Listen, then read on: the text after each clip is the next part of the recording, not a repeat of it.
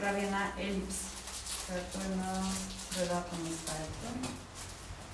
Това е групово упражнение, като нали, го правят децата само, които имат желание. Тези, които са заети с някакъв друг материал, не се прекъсват. Така, да кажем, че това е част от нашата линия. Това имаме си гостени тук. Вина. Мисля, че е паяче.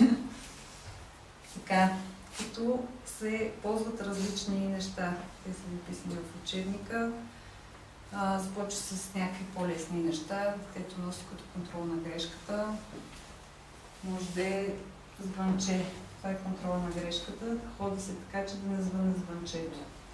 Стъпва се от пети към пръсти. Като се стараем, това е, че не е лесно. Това е за баланс. Но децата много обичат да правят. И го правят дори на улицата. По бялата линия. По пилюдорите вече, да, по-трудно за по-големите деца. Има такова упражнение, което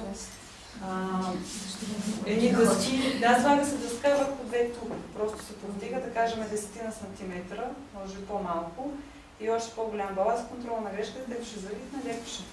В смисъл не е опасно. Правят го, да. Виждала съм, има на такива бубунки, деца по улиците, за спиране на колите, много обичат от едното на другото. Също. За да просят по стълбите, това е такива другото. Да.